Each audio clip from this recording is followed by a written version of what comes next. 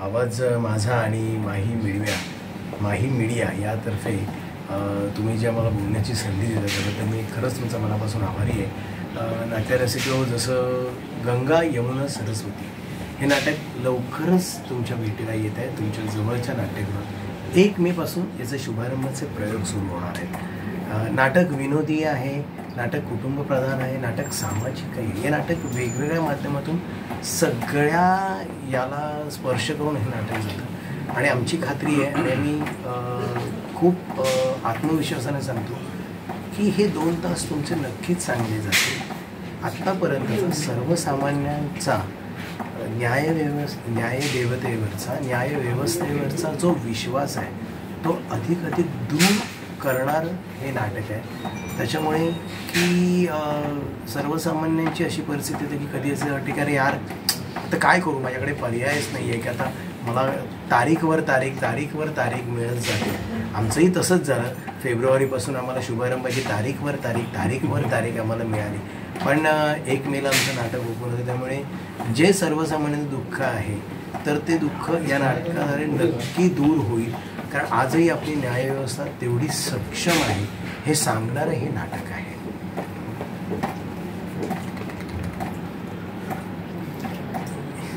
या नाटकात मी मुदुन्ना वेंकटपती अशी तमिळ व्यक्तिरेखा मी साकारतो आहे।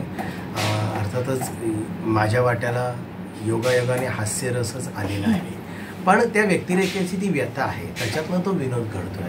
आपल्या मुलीवर जीवापाड प्रेम करणारा असा हा बाप आहे।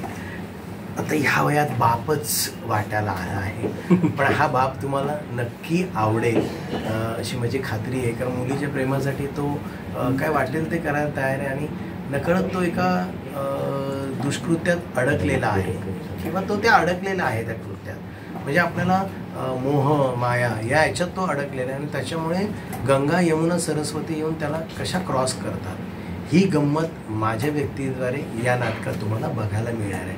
म्हणजे कळकळीची विनंती आहे की आपल्या जवळच्या नाट्यगृहात येऊन गंगा यमुना सरस्वती या नाटकाचा अनुभव घ्या। आता भेटेल आपल्याला दुर्गेश आकेरकर। धन्यवाद गणेश, मला बोलायची संधी दिलीत आपण, धन्यवाद।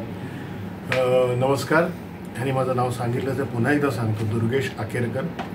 ह्या नाटकात मी रणजित देशमुख हे पात्र साकारतोय। हे थोडंसं निगेटिव्ह पात्र आहे, म्हणजे होतं कसं की एका बड्या माणसाच्या उपकाराखाली दबलेला आणि मग काही गोष्टींपासून त्याला त्या माणसापासून त्याला फायदा होतोय, त्यामुळे तो त्याला कुठल्याही गोष्टीला नाही म्हणू शकत नाही आणि तो त्याच्या तालावर नाचतो आणि ते नाचताना तो त्यावेळेला स्वतःच्या फॅमिलीचाही विचार करत नाही, असं ते पात्र आहे। आणि ते पात्र रंगवताना खूप मजा येते, म्हणजे आत्तापर्यंत जवळजवळ माझी 20 व्यावसायिक नाटकं झाली। निगेटिव्ह शेडच्याही भूमिका केल्या, विरोधी केल्या, पण एक निगेटिव्ह शेड जरी असली तर परत करत असलो तरी या निगेटिव्ह शेडला एक वेगळी शेड आहे। आणि पुरुषोत्तम बेर्डे सरांनी एक खूप सुंदर असं नाटक रंगमंचावर आणलं आणि बरेच वर्षांनी एक फॅमिली कम म्हणतो ते कोर्टरूम ड्रामा हा रंगमंचावर येतोय आणि नाटक करायला खूप मजा आली।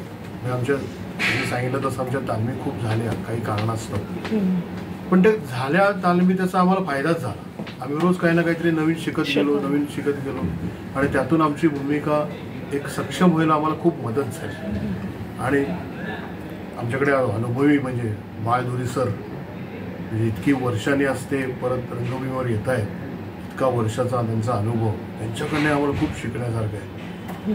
वेळेत, पहिली गोष्ट वेळेत तालमीला येणं, 2ची तालीम असेल तर ती व्यक्ती 1:30 पर्यंत हजर असायची, सकाळी 9ची तालीम आहे तर ती 8:30 पावणे 9 हजर असते आणि त्यांचं बाबा काम झालंय, बेर्डे सर त्यांना सांगायचे तुम्ही गेला तरी चालेल, नाही तालीम संपली कीच मी जाणार। म्हणजे जी एक शिस्त आहे ती शिस्त त्या सारख्या माणसांकडून शिकण्यासारखी आहे, त्याचाही आम्हाला फायदा झाला आणि त्यांचे अनुभव आम्हाला कळत आहेत, त्या अनुभवाचा आम्हाला फायदा होतोय। त्यांनी अनेक अनुभव शेअर केले आमच्याशी, तर त्यामुळे त्याचाही आम्हाला आमच्या कामावर खूप छान फायदा झाला काम करण्यासाठी।